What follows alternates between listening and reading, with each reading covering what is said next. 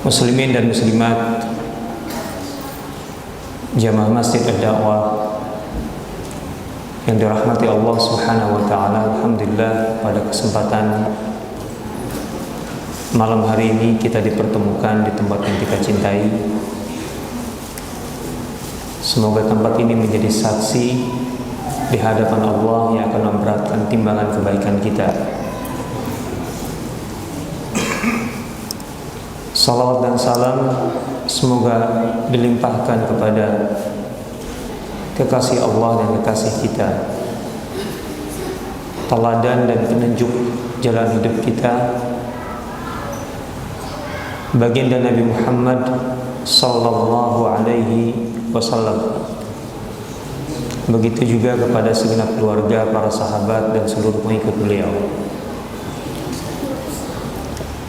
Muslimin dan muslimat rahimakumullah.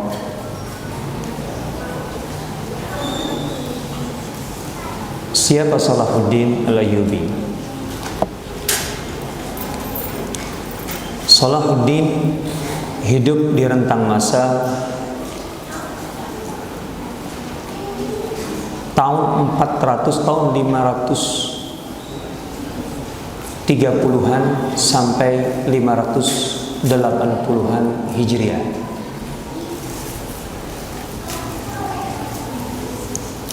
Dalam usia kurang dari 60 tahun. Beliau hidup sedikit setelah masa ulama-ulama besar, nama-nama besar yang kita kenal sebagai ulama umat Islam sepanjang masa.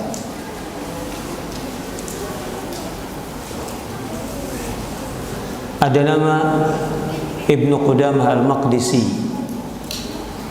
yang hidup lebih kurang satu masa dengan beliau. Ada nama Abdul Qadir Al-Jilani, kurang lebih satu periode atau satu generasi di atas beliau. Ada nama Abdul Qadir Ibn Najah yang hidup semasa dengan beliau tapi sedikit di atas beliau. Kemudian ada nama Abu Hamid Al-Ghazali, Al-Qiyah Al-Hirasi dan lain sebagainya yang hidup lebih kurang 2 generasi sebelum itu. Artinya Salahuddin Al-Ayyubi hidup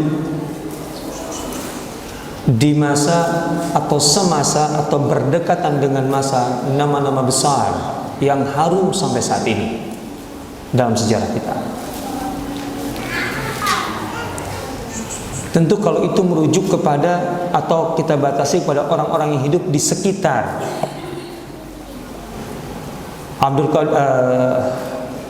Salahuddin Al-Ayyubi, artinya di wilayah Masyriq, terutama di sekitar Mesir, Syam, Hijaz, Irak, dan beberapa tempat lainnya.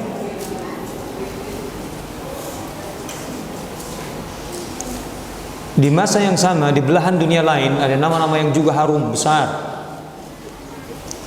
yang lebih kurang berdekatan, seperti Abu Bakar Ibn Al-Arabi, ulama Maliki dari Andalus. Juga ada nama Ibn Rushd, dan ada nama-nama lain yang begitu besar. Kelihatan dari belakang. Cek. Terlalu jauh.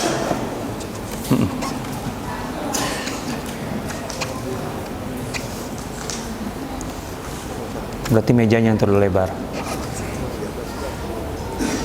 atau kurang panjang. Baik, hati-hati aja. Bisa jatuh.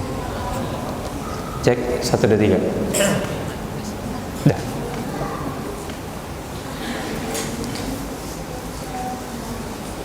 Artinya Salahuddin Al-Ayyubi hidup di masa atau semasa atau berdekatan dengan masa nama-nama besar yang harum dalam sejarah kita.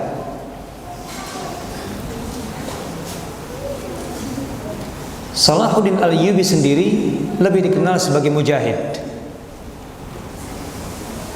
sebagai pemimpin pemerintahan dan pemimpin pertempuran atau militer. Karena memang Salahuddin Al-Ayyubi dilahirkan dalam suasana umat Islam tertekan dari aspek ini. Ada masalah besar terkait dengan persoalan politik dan militer di zaman Salahuddin Al-Ayyubi. Pemerintahan Islam, khilafah Islam di Baghdad pada posisi yang sangat lemah. Meski khilafah ini eksis, ada, tetapi lemah. Khalifah hanya menjadi simbol dari kekuasaan, sementara wilayah-wilayah Islam sebenarnya lebih dikuasai oleh penguasa-penguasa wilayah atau daerah yang saat itu dikenal atau disebut sultan. Maka secara fakta sebenarnya di lapangan kekuasaan kaum muslimin pecah. Faktanya pecah. Walaupun sepakat merujuk kepada satu khalifah yang salah, tetapi faktanya pecah. Tidak ada keharmonisan antara satu sama lain. Dan sangat sering terjadi pergesekan, perselisihan, bahkan peperangan antar wilayah Islam sendiri. Fenomena ini bukan fenomena tunggal yang hanya terjadi di Masyriq, di bagian timur wilayah Islam. Ini fenomena yang sangat umum, terjadi di abad akhir keempat atau masuk awal abad kelima, abad kelima sampai abad keenam. Dari bagian wilayah Islam yang paling barat di Andalus, Spanyol dan Portugal sampai ke Masyriq. Di Andalus istilahnya lebih pas untuk menggambarkan fenomena pada masa itu. Khilafah Islam yang tadinya satu di Andalus, yaitu Bani Umayyah, kemudian pecah menjadi 21 wilayah kekuasaan yang masing-masing berdiri sendiri dan saling menghantam, saling memakan saudaranya sendiri. Fenomena yang disebut dengan At-Tawaif. At-Tawaif artinya jamak dari Taifah. Taifah artinya kelompok. Setiap kelompok, setiap wilayah berdiri sendiri, berdaulat sendiri-sendiri, tapi otomatis sebenarnya mereka kecil, kerdil dan lemah dan saling melemahkan. Dari Masyriq, dari Maghrib, dari Andalus, Portugal sampai ke Masyriq, fenomena yang sama. Salahuddin mengalami persoalan ini. Maka kehadirannya memang muncul di ranah ini, di ranah kekuasaan dan jihad.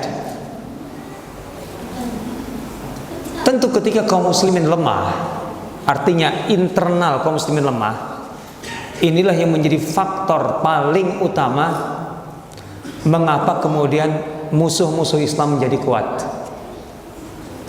Kita mengenal istilah perang salib. Sebenarnya ini istilah yang diberikan oleh Barat. Karena memang inisiatif dari perang salib itu atau inisiatornya Barat. Jadi perang salib itu yang menamakan perang salib bukan kaum muslimin. Kaum muslimin dalam sejarah kita, literatur klasik umat Islam yang menggambarkan periode itu, masa itu, tidak ada istilah perang salib. Sejarawan-sejarah Muslim belakangan yang mengatakan itu sebagai perang salib meniru atau mengikuti istilah yang diberikan Barat.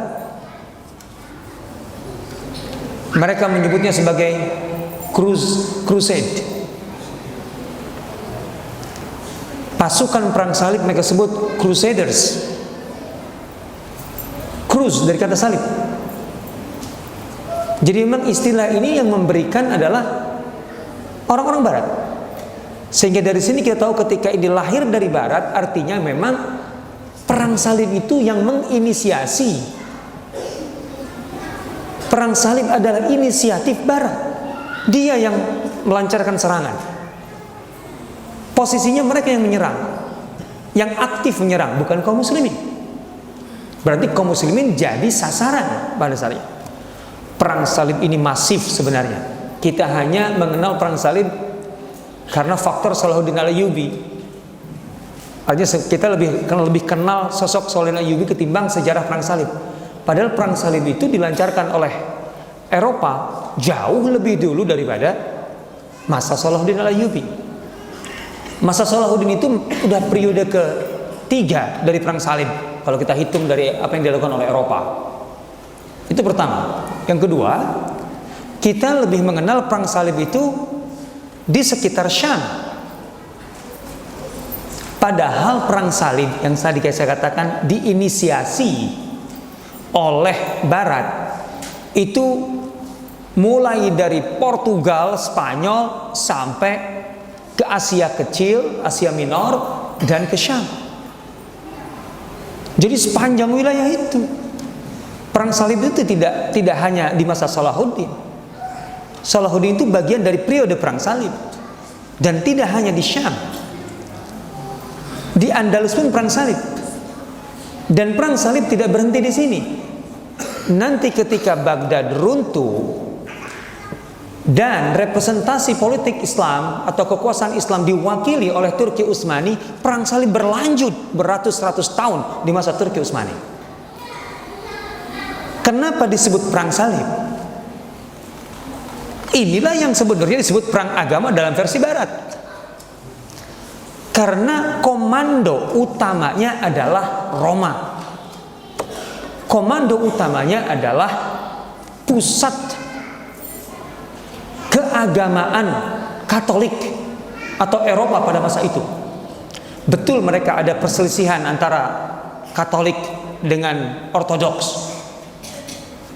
Tapi ketika Konstantinopel dikepung oleh Turki Utsmani dan Konstantinopel itu Ortodoks, Katolik itu membela.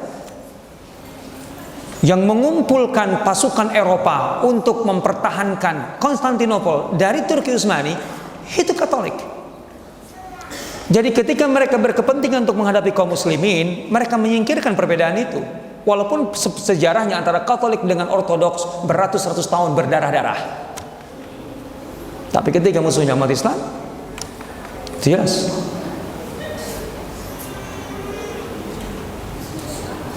Teroris New Zealand itu pakai sejarah. Di senjata dia itu kan ada angka-angka, ada nama-nama. Ada 1411, 1441, 1442, atau saya lupa antara 1442 atau 43. Ada nama Haidian, seorang jenderal Hungaria yang ditunjuk didaulat oleh Paus untuk memimpin gerakan terbesar di masanya untuk menyerang Turki Utsmani 1440-an, dan sempat menang dalam perang-perang kecil di Albania. Makanya itu yang tertulis itu. Teroris tahu sejarah. Kita aja baru diingatkan oleh dia. Tapi dia menutupi sejarah juga. Kan dia tulis yang menang-menangnya aja, yang kalahnya nggak ditulis.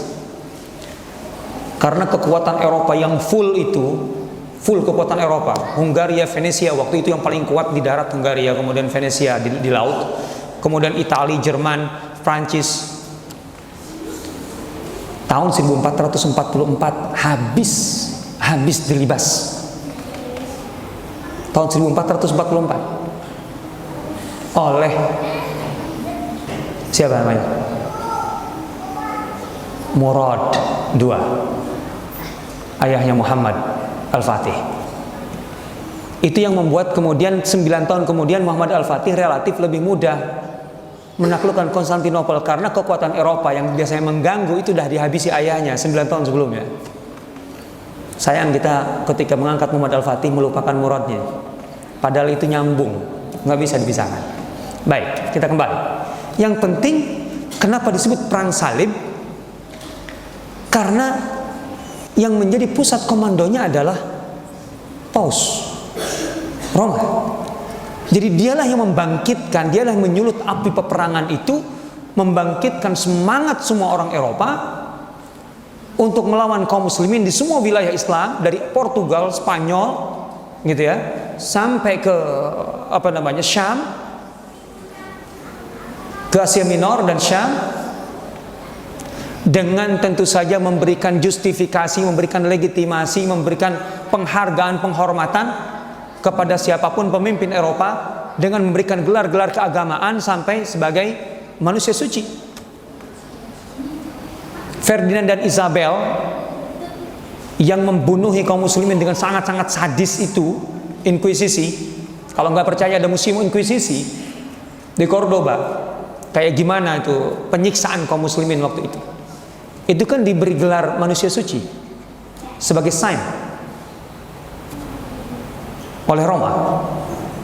Jadi memang membunuh, menyiksa, menghabisi itu sah, berpahala menurut agama. Dan pelakunya dengan segala kesadisannya itu dianggap menjadi orang yang sangat soleh. Itu masalahnya. Kenapa disebut jadi perang salib? Jadi ini bukan inisiatif kelompok per kelompok, enggak, memang ada koordinatornya, ada pusat komandonya, dan itu adalah Roma. Sejarahnya begitu. Jadi istilah perang salib itu adalah istilah mereka, karena mereka inisiator. Jadi ini bukan posisi normal benturan biasa antara kaum muslimin dengan orang-orang Nasrani pada masa itu, enggak. Nah, tapi kita harus melihat objektif dari dalam kita, dari dalam tubuh umat Islam. Kenapa perang salib itu efektif pada masa itu? Palestina kemudian jatuh, Al-Quds kemudian dikuasai dengan cara yang sangat luar biasa.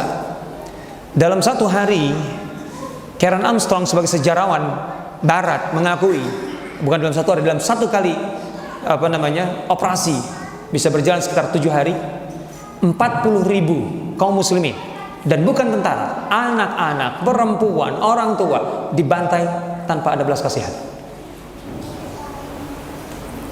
Islam berperang, tapi yang dihadapi kaum muslimin adalah tentara. Anak-anak, perempuan, orang tua, nggak ada kait-mengait. Tapi perang salib nggak begitu. Perang salib nggak begitu. Sejarah perang salib luar biasa. Kalau kita baca sejarah hubungan antara kaum muslimin dengan Eropa sepanjang sejarahnya, ketika Eropa terdesak dan kalah kemudian buat perjanjian, mereka akan bikin perjanjian. Tapi di saat kaum muslimin lemah atau mereka sedikit lebih kuat, mereka akan cepat berkhianat dan sangat-sangat kejam. Kalau kita ke Portugal sekarang, nggak ada bekas kaum muslimin, karena dulu ceritanya ketika mereka kuat, dibakar, di bumi hanguskan semuanya tanpa sisa. Begitu cara perangnya. Aragon ketika menghabisi bagian timur Spanyol, Valencia, itu kota Islam yang begitu indah, habis. Saya ingin menceritakan fakta. Faktanya begitu. Itu cara mereka dari dahulu begitu. Gitu ya. Jadi sejarah mereka kelam, sangat kelam. Gitu ya. Baik. Jadi Salahuddin hidup di masa ini. Maka kenapa namanya begitu besar dan harum? Karena terkait dengan persoalan paling genting yang terjadi di masa itu. Krisis kepemimpinan, kekuasaan, dan militer. Dan Salahuddin lahir, tumbuh besar, dan muncul di panggung itu. Makanya namanya begitu luar biasa besar. Baik. Sekarang kita bicara generasi Salahuddin. Kalau begitu, kenapa menjadi generasi? Kan Salahuddin sudah begitu hebat. Pemimpin hebat itulah yang berpotensi untuk membangkitkan generasi. Kita berpikir begitu. Kita sering berpikir kita membutuhkan seorang pemimpin hebat untuk menyadarkan, membangunkan, dan membangkitkan umat. Itu cara berpikir kita, atau tepatnya cara berpikir orang yang lemah, atau cara berpikir orang yang sudah putus asa. Kalau kita bicara Salahuddin, kehebatan itu tidak bisa kita lihat secara sempit pada sosok Salahuddin Al-Ayyubi. Karena sebenarnya Salahuddin dengan segala kelebihan individual atau pribadinya, dia ini muncul dari sebuah generasi yang hebat. Itu masalahnya. Dari sebuah generasi yang memang betul-betul menempatkan diri di posisi atau di level yang tepat untuk menyelesaikan permasalahan yang ada pada masa itu. Tentu yang ada di permukaan adalah permasalahan politik, masalah kekuasaan, dan masalah militer. Itu yang kelihatan.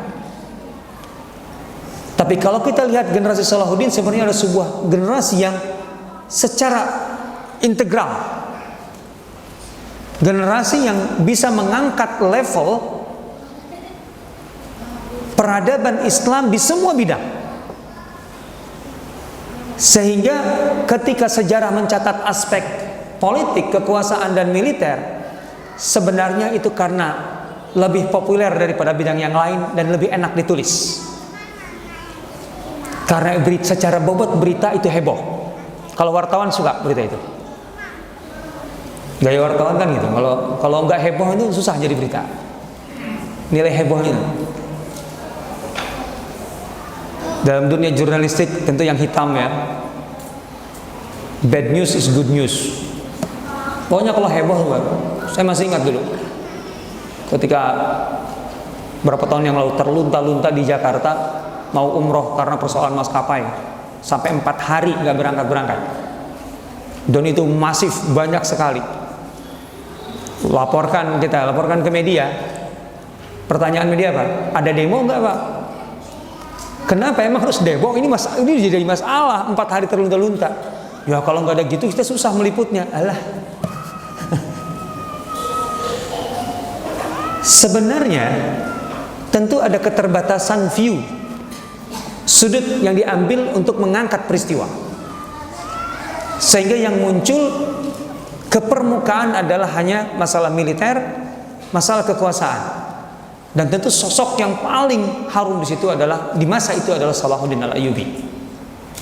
Tapi sebenarnya Salahuddin Al-Ayyubi muncul dari sebuah generasi yang memang levelnya itu sudah jelas berbeda dengan level generasi Muslim sebelumnya di tempat yang sama dengan persoalan yang sama. Karena sekali lagi perang salib itu ada beberapa babak, dan Salahuddin bukan satu-satunya babak dari perang salib.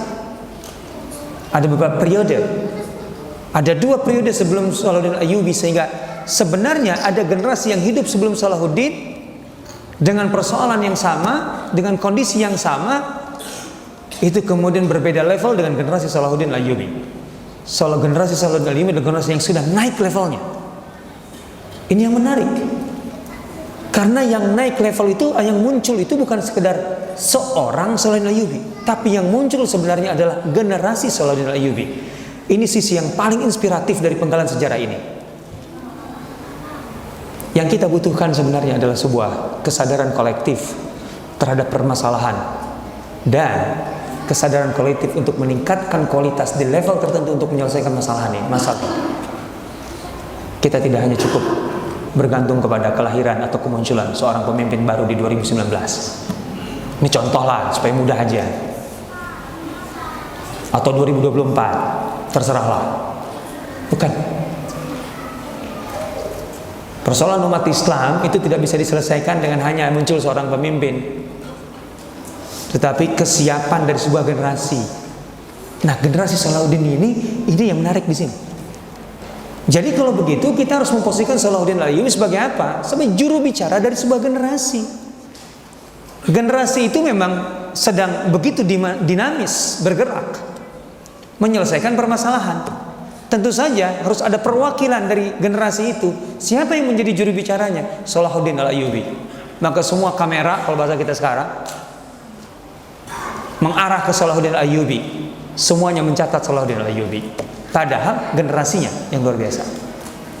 Nah, bagaimana kita mengetahui level kualitas generasi Salahuddin Al-Ayyubi? Kita harus tarik ke belakang generasi sebelumnya. Apa sih persoalan umat Islam sebenarnya?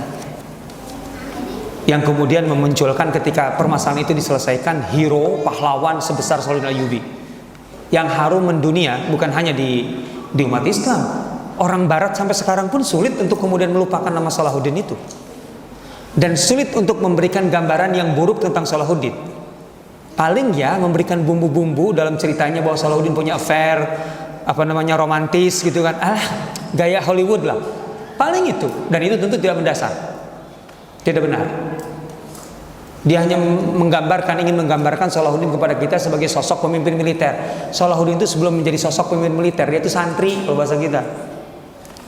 Santri berkata, nggak kebayang pacaran gitu kan, apa punya affair, ada nggak kebayang? Itu picisan itu, gaya Barat. Semua tokoh Islam kan digitukan, apalagi tokoh yang memang harum besar, Sulaiman Al-Qanuni. Waduh, dibikin sinetronnya atau apalah gitu, serialnya. Yang diangkat apa? Harimnya. Intinya adalah dinamika percintaan seorang sultan dengan selir.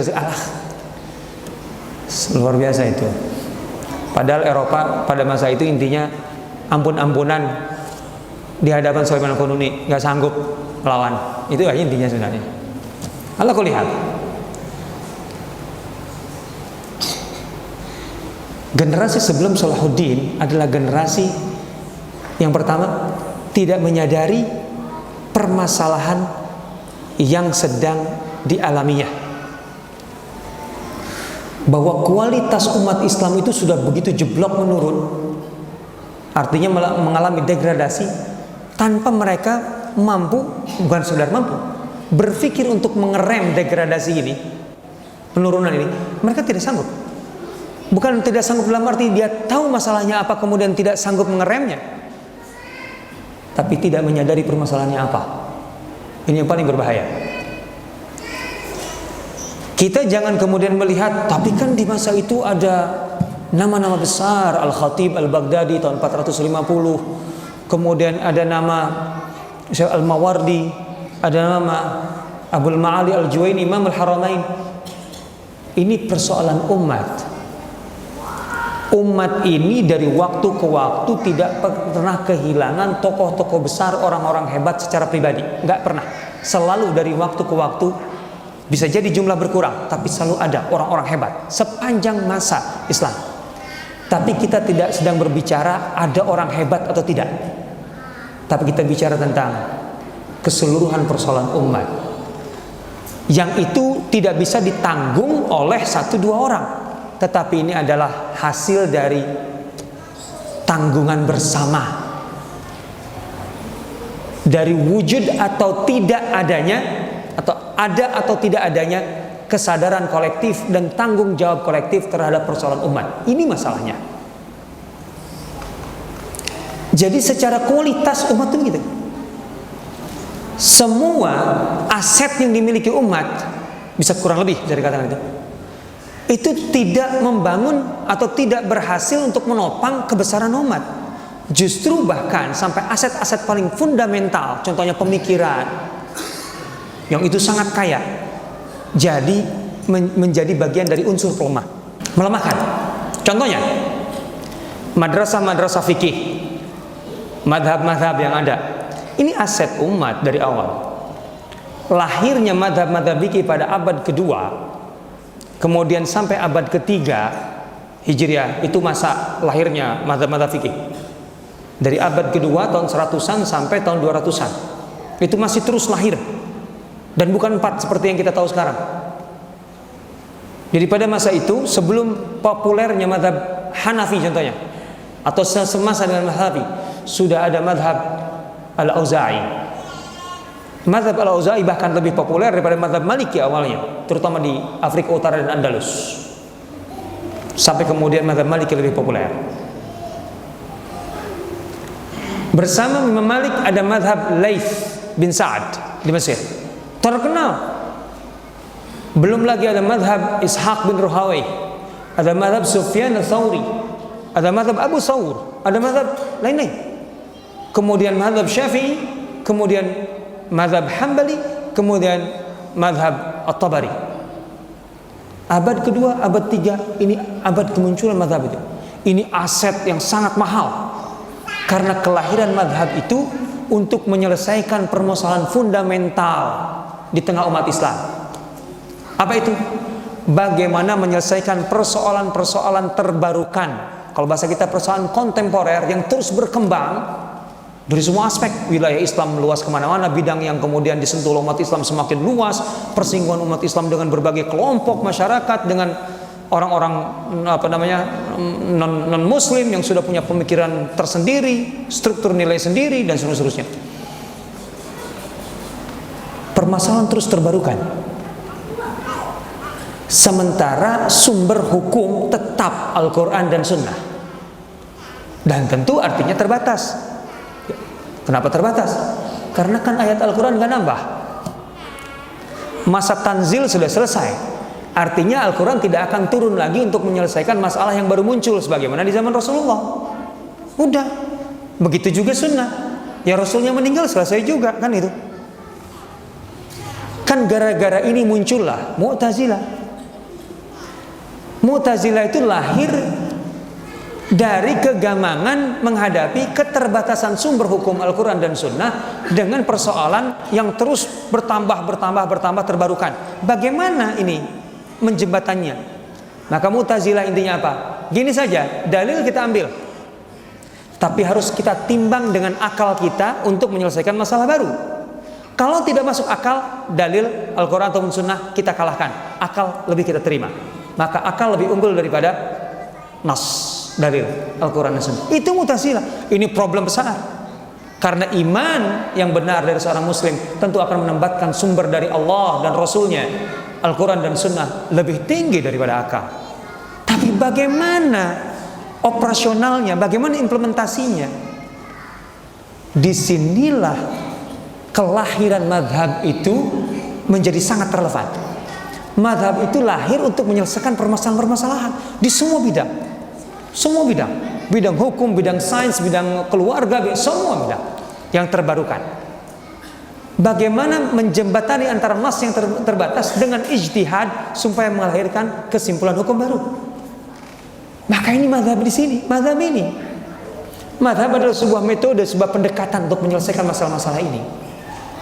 Jadi madhab itu aset ummah untuk menyelesaikan masalah. Masuk ke abad keempat, madhab mulai justru menjadi sumber masalah. Bukan madhabnya sebenarnya, tapi efek dari bermadhab yang tidak benar. Artinya ada unsur-unsur baru yang masuk ke dalam madhab, yang itu bukan dari asas Islam. Apa itu? Asabiyah, fanatisme. Madhab bukan lagi dipandang sebagai sebuah metode pendekatan untuk menyelesaikan persoalan-persoalan hukum dalam agama atau dalam kehidupan, tapi madhab dianggap sebagai identitas sebuah kelompok yang membedakan dari kelompok yang lain. Ini permasalahannya. Sehingga apa yang terjadi? Masuk akhir abad keempat, apalagi masuk abad kelima, madhab Syafi'i berbeda dengan Hambali. Intinya berbeda. Sampai titik mana? Ini ada dalam buku-buku sejarah. Ini contoh. Kalau ada seorang bermadhab Syafi'i, contohnya, atau sebaliknya madhab Hambali, kehilangan kambingnya, kehilangan kambing, terus mengadu kepada hakim atau qadhi, ini bagaimana menyelesaikannya? Maka keluar fatwa hakim kampung itu, kalau engkau melihat kambing gitu ya, yang mirip di wilayah, di kampungnya orang Hambali, ambil aja. Itu terjadi. Itu fakta sejarah. Ibnu Taghribardi dan lain-lain mengangkat itu. Seorang laki-laki madhab Hanafi contohnya, atau perempuan sama aja, tidak boleh menikah dengan Syafi'i atau Maliki. Bayangkan. Padahal kan kita nikah itu tahu kan, untuk nikah itu pertama muslim, kemudian ada mahar, kemudian ada wali perempuan, ada saksi 2 minimal, kemudian ijab kabul, selesai kan? Ya kan? Apa urusannya dengan perbedaan mazhab? Ini mazhab Hambali, ini luar biasa. Jadi identitas. Bahkan kampung pun, ini kampung Syafi'i, ini kampung Hanafi, ini kampung Hambali. Itu yang terjadi. Bahkan sholat di Masjidil Haram sekalipun itu ada 4 mihrab per madhab. Jadi madhab Syafi'i ini di belakang atau di belakang Imam Syafi'i, madhab Syafi'i. Begitu juga madhab Hambali di belakang. Ini terjadi. Dalam sejarah kita ada. Ini generasi sebelum itu sampai kayak gitu. Jadi persoalan ini contoh kecil madhab saja yang tadinya menjadi unsur yang sangat penting, aset umat untuk menyelesaikan masalah umat, justru menjadi sumber masalah umat. Belum lagi kemudian infiltrasi, pemahaman-pemahaman dari luar yang masuk sengaja atau bahkan dimasukkan untuk kepentingan-kepentingan politik. Contohnya dikenal waktu itu metode tafsir batini, tafsir kebatinan. Maksudnya apa? Dengan metode ini nas Al-Quran itu dibagi 2. Ada bagian yang zahir, bagian yang batin. Bagian yang zahir itu yang diketahui oleh umumnya orang lah. Wa aqimus shalah, itu artinya dirikan salat ya, kalau zuhur 4 rakaat, kalau asar 4 rakaat. Tapi menurut tafsir batini itu sebenarnya baru permukaannya, tapi intinya bukan itu. Coba bayangkan ada intinya. Dan apa itu? Intinya adalah ketaatan yang penuh kepada sang imam. Siapa sang imam? Pemimpin politik Syiah, Batiniyah, kebatinan, Fatimiyah di Mesir. Wah, coba bayangkan aja. Jadi ada penafsiran untuk kepentingan politik. Azan dulu kayaknya. Silakan azan dulu. Alhamdulillah wassalatu wassalamu ala Rasulillah wa ala alihi washabbihi man tabi'ahu wa la amma ba'd. Pada masa itu terjadi disorientasi keilmuan dan penyimpangan misi para ulama. Orang-orang belajar ilmu fikih itu agar mudah menjadi pegawai negeri. Karena pada masa itu tentu untuk bisa menjadi pegawai negeri salah satu kualifikasinya adalah menguasai ilmu fikih, karena terkait dengan muamalat dan lain sebagainya. Jadi ASN. Sehingga otomatis supaya orang itu lebih cepat mendapatkan pekerjaan juga harus lebih cepat menguasai banyak persoalan fikih. Maka orang-orang lebih banyak mengumpulkan fatwa ketimbang belajar ilmu dalam arti yang sebenarnya. Orang kalau hanya menguasai fatwa, dia akan tahu banyak masalah, tetapi dia tidak tahu bagaimana menyelesaikan masalah. Dan ini cara belajar yang juga sedang berjalan saat ini di banyak majelis taklim di Indonesia. Isinya lebih banyak pada fatwa. Fatwa itu muncul untuk sebuah kasus pada dasarnya, bukan untuk menjelaskan semua masalah. Menyelesaikan masalah bukan dengan fatwa pada dasarnya. Artinya mempelajari ilmu untuk menyelesaikan masalah itu butuh proses yang lebih pelik dari sekedar menerima fatwa. Sehingga ada penurunan kualitas. Dan untuk naik jabatan tentu seorang harus lebih dekat dengan pusat kekuasaan. Dan tentu para penguasa menyukai orang-orang yang bisa memberikan setidaknya angin segar, legitimasi, membenarkan, bisa memberikan dalih atas kesalahannya sekalipun. Dan ulama-ulama ataupun orang-orang yang para pencari ilmu yang model inilah yang lebih mudah berkembang. Dan di antara mereka sendiri ada persaingan yang sangat luar biasa antara satu sama lain, karena jabatan kan selalu, kursi itu selalu satu, ketua ini kan satu, ketua itu kan satu, yang pengennya banyak. Dan tentu untuk sampai di situ dia harus punya popularitas, sehingga kemudian salah satu fenomena yang paling berkembang waktu itu adalah perdebatan. Tapi perdebatan bukan untuk mencari titik kebenaran, tetapi perdebatan untuk menunjukkan keunggulannya dengan menjatuhkan lawan. Itu marak sekali. Semua yang saya katakan bisa ditelusuri dalam kitab-kitab karya Al-Ghazali yang mengkritik pada masa itu, terutama Ihya Ulumuddin. Itu buku yang mengangkat aspek-aspek sosial, sejarah, banyak faktor, banyak hal yang diangkat di situ. Sehingga para ulama kemudian dengan begitu sebenarnya wibawanya jatuh di mata masyarakat, juga begitu rendah di mata penguasa. Kata Al-Ghazali, maka para ulama yang masa lalunya dulu di masa dulu matlubin wa kanu min qablu matlubin. Para ulama dulu itu dikejar-kejar penguasa. Abu Hanifah itu sampai disiksa supaya mau jadi pejabat. Sufyan Ats-Tsauri itu sampai jadi DPO buronan khalifah untuk diangkat menjadi hakim agung, nggak mau. Semua ulama-ulama pada dulu gitu, izzah ulama begitu tinggi. Maka apa yang terjadi di masa-masa itu sebelum Al-Ghazali, pada masa Ghazali? Fa asbahu talibin, sekarang mereka yang mengemis kepada penguasa. Maka rendah. Maka intervensi penguasa terhadap pendidikan pun begitu kuat. Dan itu artinya tidak ada kreativitas yang berkembang di dunia pendidikan, karena disetir oleh kepentingan penguasa, supaya tentu saja sesuai dengan arah yang diinginkan penguasa. Saya sedang berbicara sejarah zaman itu, bukan zaman sekarang. Kalau ada kemiripan berarti ada apa? Tinggal itu aja pertanyaannya. Ini terjadi karena posisi ulama tidak lagi semuanya dihargai. Kita tentu harus tetap mengecualikan ada orang-orang yang tetap dengan sikohnya, dengan ketawaduannya tetap, tapi kita bicara tentang fenomena umum. Orang-orang yang soleh selalu ada, tapi kita bicara ini fenomena umum. Itu pengecualian pada zaman itu.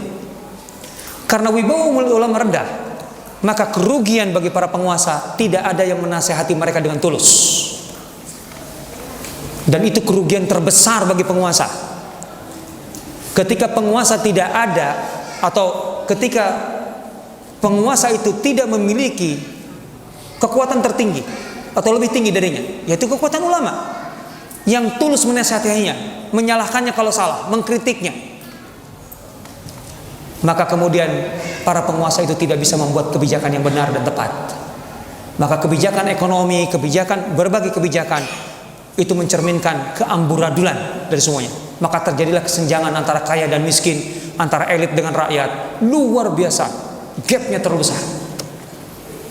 Inflasi, krisis di mana-mana. Di masa itu pernah satu masa orang untuk membeli gandum 1 karung, dia harus mengeluarkan uang sampai berkeping-keping dinar, jutaan rupiah kalau sekarang. Untuk membeli 1 buah apel itu harus dibayar dengan 1 dinar, 2,5 juta. Bayangkan aja, pernah itu terjadi. Bahkan ada yang beli rumah, jual rumah untuk sekedar bisa makan. Ini terjadi semuanya. Sebelum Salahuddin itu terjadi. Jadi ini yang dialami kaum muslimin di internalnya. Kaum muslimin buntu bagaimana memperbaikinya, sampai betul-betul dikejutkan oleh penyerangan pasukan Salib ke Syam dan Palestina ditaklukkan. Itu shock terapi sebenarnya untuk umat Islam pada masa itu. Kayak dikagetin betul, cedak. Bagaimana gak heboh? Palestina direbut dalam beberapa hari puluhan ribu. Kalau literatur umat Islam menyebutkan sampai 70.000 dibantai dalam kurang dari seminggu. Tapi saya sebutkan tadi 40.000, ini angka yang diberikan oleh orientalis. Orang barat sendiri ngakui 40.000. Sehingga darah itu mengalir menggenangi mata kaki kuda-kuda pasukan salib. Geger umat, di mana-mana geger ini. Tapi kegegeran itu menghasilkan apa? Enggak menghasilkan apa-apa. Yang ada terbuktilah, tercerminlah ketidakberdayaan umat. Lumpuh. Sultan ada, sultan tidak bisa mengendalikan kekuatannya, tentara-tentaranya. Ayo serang sana atau bela saudara, enggak bisa, enggak efektif. Sultan sudah menggalang semacam, kalau bahasa kita sekarang munasoroh, menggalang semacam orasi pidato untuk membela simpati kepada Palestina di mimbar-mimbar, di masjid-masjid, tapi enggak ada pergerakan yang efektif, yang sama, yang bisa dikatakan sewajarnya muncul dari umat Islam atas kasus yang begitu dahsyat ini. Ini terjadi, terbukti. Jadi datangnya pasukan salib itu membuktikan, artinya membuktikan, membuka mata kenyataan bahwa memang kaum muslimin di dalam tubuhnya sudah rapuh. Kita jangan sampai begitu ya. Jangan sampai kemudian Allah membukakan mata kita bahwa kita sudah rapuh, walaupun sebenarnya udah banyak ini. Cuman kitanya masih nggak sadar juga gitu. Itu yang repotnya kan begitu. Rapuh. Rohingya digitukan aja kita bahkan umat Islam itu bisa apa? Kita bicara umat Islam di sini artinya orang-orang yang punya kekuasaan, pemerintah-pemerintah yang bisa menggerakkan kekuatan, power. Luar biasa. Ini masalah tidak sederhana. Okelah. Persoalan kita masalah lain lagi. Kita bicara tentang generasi ini. Maka dari sinilah mulai ada pihak-pihak yang benar-benar bukan sekedar terpukul secara emosional, tapi masuk ke dalam kedalaman permasalahan lebih jauh untuk kemudian mencari akar permasalahan kita apa sesungguhnya. Kan itu. Masalah kita kan waktu itu kekuasaan, politik, ekonomi, militer, kemudian apalagi sosial, semua masalah, semua bermasalah. Tapi akar masalahnya apa? Digali. Dimulai dari satu titik. Permasalahan ternyata di keilmuan umat Islam. Ada disorientasi, ada penyimpangan visi, ada kekeliruan yang besar. Bagaimana ilmu ditempatkan dan bagaimana ilmu diamalkan. Berarti kemudian persoalan pertama adalah pendidikan. Berarti persoalan pertama kemudian harus kembali memurnikan ilmu Islam dari infiltrasi unsur-unsur yang sebenarnya bukan aslinya dari Islam dan itu merusak. Tafsir kebatinan, gitu ya. Filsafat istilahnya arifetik, filsafat tentang ketuhanan. Tuhan dibahas oleh akal. Wah, ini kan kacau dan seterusnya. Masalah ini kemudian jadi terjadilah proses diagnosa permasalahan umat, ketahuan permasalahan umat. Maka yang dibutuhkan adalah satu model pendidikan baru, satu satuan kurikulum yang terintegrasi yang berbeda dengan sebelumnya, dengan apa? Di saat yang sama aspek akhlak, aspek adab, aspek spiritual kejiwaan harus lurus, harus murni, harus bersih, supaya kemudian ilmu yang benar itu membuahkan hasil yang tepat. Maka sebuah arus pendidikan baru muncul. Dari sebuah kesadaran terhadap harusnya atau mutlaknya perubahan, lahir menjadi sebuah gerakan. Muncul madrasah Abu Hamid Al-Ghazali, Ditus, Al-Qiyah Al-Hirasi dan lain-lain. Kemudian disambung oleh generasi berikutnya, Abdul Qadir Al-Jilani dengan madrasahnya, dan jaringan madrasah yang sama dari Maroko sampai ke timur. Abu Madyan di Fas di Maroko sampai ke Mosul, sampai ke beberapa wilayah timur. Al-Hakkari Madrasah Lahkaria, dan lain-lain sebagainya di sepanjang wilayah Islam itu. Inilah sebenarnya yang kemudian menjadi dapur baru umat Islam. Dapur baru yang menghasilkan sudut pandangan baru, paradigma baru terhadap permasalahan-permasalahan umat. Sebelum melahirkan tentara baru, pasukan baru, kekuasaan baru yang berbeda dengan kesultanan-kesultanan yang ada, Atabikiyat di Syam ataupun beberapa kesultanan di wilayah-wilayah Islam, itu muncul atau lahir dari pendekatan ini. Karena ternyata ada elit-elit politik yang kemudian tersadarkan, ini tidak bisa kita begini terus. Dimulai dari Imaduddin Zanki yang tersentuh oleh gerakan ini. Maka Imaduddin Zanki kemudian melihat berarti harus ada sebuah perubahan dalam pemerintahan, dalam politik, dalam kekuasaan, dan prakteknya. Imaduddin Zanki menanam fondasi, menanam benih. Benih itu kemudian mulai tumbuh, membesar, dan kemudian betul-betul dipelihara sampai mulai berbuah oleh putranya Nuruddin Zanki. Nuruddin Zanki jelas bahkan semua lini di pemerintahannya itu adalah alumni dari madrasah-madrasah ini, sehingga ada pendekatan baru dalam manajemen pemerintahan, dalam kemiliteran, dalam segalanya. Maka waktu itu terjadi atau muncul satu gambaran yang unik dibanding semua wilayah Islam yang lain. Wilayah Syam yang masih dikuasai oleh kaum muslimin, dan di situ ada Nuruddin Zanki, itu berbeda dengan wilayah Islam lainnya. Di saat di tempat yang lainnya itu ada kesenjangan sosial, ada kelaparan, ada inflasi, ada kekacauan, justru di wilayah Kesultanan Zanki, Nuruddin Zanki, itu semua nggak ada. Masyarakatnya makmur, fasilitas publik sangat luar biasa. Bayangkan Nuruddin Zanki itu sepanjang hidupnya sampai meninggalnya, dia sampai nggak punya villa apalagi istana. Dia cuma punya kemah karena dia jihad terus menghadapi pasukan salib. Di kemah sepanjang hidupnya.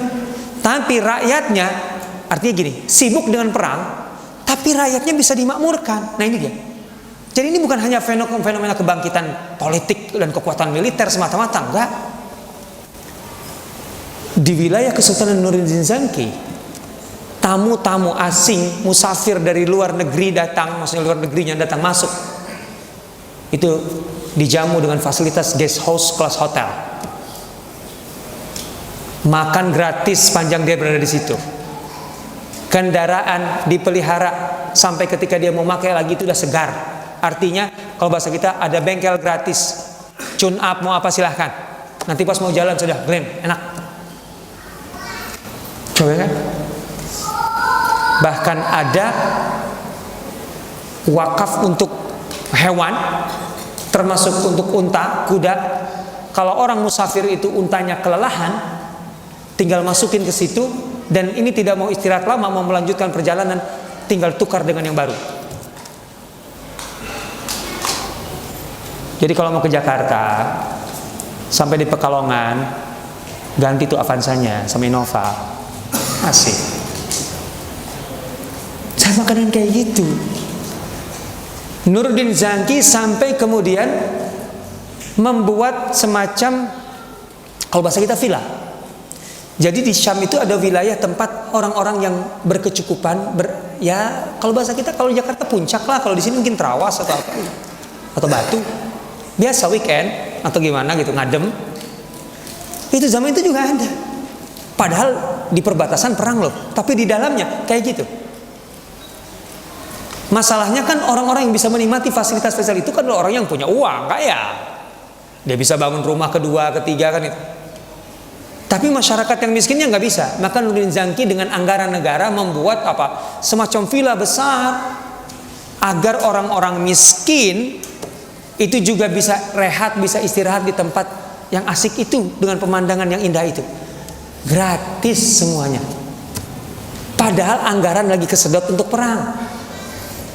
Ibnu Zubair dalam Rihlahnya, dia orang Maroko, orang Spanyol, mencatat itu. Sampai-sampai dia bilang kepada putra-putra Maroko, putra-putra Maghrib, maksudnya Spanyol, kalau kalian ingin benar-benar mencari ilmu dan nyaman, tenang mencari ilmu, terfasilitasi segala sesuatunya, artinya belajarnya gratis, fasilitas gratis, ini semuanya gratis, tidak mikirin apa-apa, datanglah ke Syam.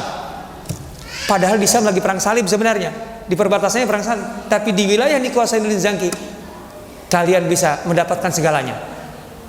Orang-orang yang mencari ilmu di masa itu di Syam itu paling difasilitasi oleh negara, karena persoalannya mereka pahami masalah ilmu.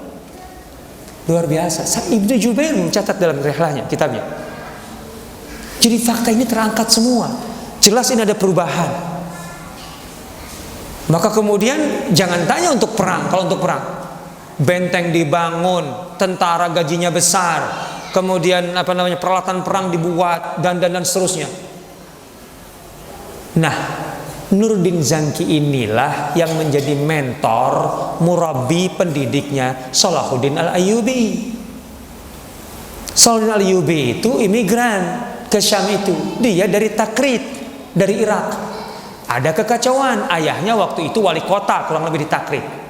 Ada kekacauan secara politik tidak menguntungkan. Maka ayahnya Ayyub, ayahnya kan Ayyub. Salahuddin namanya siapa? Ya Salahuddin. Enggak. Salahuddin itu gelar. Ayahnya Najmuddin Ayyub. Anaknya Salahuddin Yusuf bin Najmuddin Ayyub. Namanya Yusuf bin Ayyub. Najmuddin Ayyub ini kemudian pindah ke Kesultanan Zanki, Imaduddin Zanki, karena itu konconya, teman dekatnya. Disitulah kemudian Salahuddin Ayyubi lahir, dibesarkan, tumbuh, dan kemudian dididik oleh Nurdin Zanki, oleh seorang pemimpin yang bukan sekedar pemimpin hebat dalam administrasi pemerintahan sehingga bisa mensejahterakan rakyatnya, dan bukan sekedar pemimpin militer yang sebagai mujahid besar di medan juang, tapi juga seorang, bahasa kita santri, kalau enggak kita sebut alim, kalau sekarang udah disebut ulama itu. Karena majelis Nurdin Zanki itu majelis di mana dia menghadirkan ulama-ulama besar, Al-Hakim An-Nisaburi dan lain sebagainya sebagai gurunya. Luar biasa itu. Disitulah Salahuddin Al-Ayyubi ditempa, dan generasinya tentunya pada masa yang sama. Maka ketika generasi Salahuddin Al-Ayyubi naik, ini kan melanjutkan estafet generasi Nurdin Zanki yang sudah setengah jadi, sudah setengah selesai. Mimbar Masjidil Aqsa yang dibawa Salahuddin Al-Ayyubi dan ditempatkan ketika menaklukkan kembali, merebut kembali Masjidil Aqsa, itu dibuat oleh Nurdin Zanki. Karena Nurdin Zanki sudah yakin ini tinggal sekian langkah lagi untuk merebut Masjidil Aqsa. Jadi sebenarnya udah nyaris hampir, cuma Nurdin Zanki meninggal. Maka Salahuddin Al-Ayyubi tinggal melanjutkan. Tapi memang momentumnya ada di Salahuddin Al-Ayyubi. Maka yang tercatat dalam sejarah lebih banyak, lebih besar Salahuddin Al-Ayyubi. Orang kurang mengangkat Nurdin Zanki. Ini estafet sebuah generasi. Maka kalau kita berbicara tentang membangkitkan kembali model generasi Salahuddin Al-Ayyubi, judulnya kan nggak pas itu, membangkitkan generasi Salahuddin, kan udah di kuburan. Gimana kita membangkitkannya? Bagaimana model generasi ini kita bangkitkan? Berarti kita harus mulai dari titik permasalahan yang mendasar. Sudahkah kita memetakan permasalahan umat saat ini? Sudahkah kita mendiagnosa apa akar permasalahannya? Apa resep yang kita beri tawarkan untuk menyelesaikan itu? Coba bayangkan, apa yang kita lahirkan? Model pendidikan, kurikulumnya mana, dan. Kalau memang itu pendidikan, kesimpulannya tentu itu membutuhkan sebuah kesimpulan. Ini kita butuhkan dari awal. Kalau langkah ini kita lewati, udah pengen, yang penting kita perlu Salahuddin deh, beres semuanya. Ini orang baca langsung penutupnya, baca buku. Jadi kalau baca novel udah langsung epilognya, lah ini gimana? Emang kemudian prosesnya gimana? Ini harus kita lakukan, dan ini harus berani kita lakukan. Bisa jadi kita adalah generasi pengantar saja. Artinya mengantarkan satu generasi baru menuju sesuatu yang akan mereka capai, yang juga kita ingin capai. Atau bahkan bisa jadi kita generasi yang hanya mempersiapkan langkah awalnya. Wallah, dalam arti kita perlu mendiagnosa itu. Kalau kita tidak mengukur, tidak melakukan langkah-langkah awal ini, kita tidak akan pernah tahu kita berada di mana sekarang. Itu masalahnya. Kalau kita tidak bisa mengukur itu, ya sudah, kita hanya menyerap ini masalah ini masalah ini, dan kemudian secara sporadis, oh kalau gitu kita launching, kita bikin ini. Sementara akar masalahnya apa? Ini yang harus dilakukan, dan itu yang dilakukan oleh beberapa generasi sampai ke generasi Salahuddin Al-Ayyubi. Wallahu ta'ala alam. Demikian yang bisa saya sampaikan terkait dengan judul yang redaksinya sudah saya kritik, membangkitkan generasi Salahuddin Al-Ayyubi. Ada pertanyaan atau tidak? Tidak ada ya? Alhamdulillah, itu yang ditunggu-tunggu, tidak ada pertanyaan. Kita cukupkan. Hadanallahu iyyakum ajmain.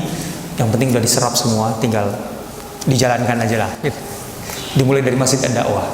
Masjid Ad-Da'wah itu memetakan permasalahan di radius 5 km lingkungannya enggak? Jangan-jangan enggak, gitu. Wallahu ta'ala alam. Demikian kita cukupkan. Hadanallahu iyyakum ajmain.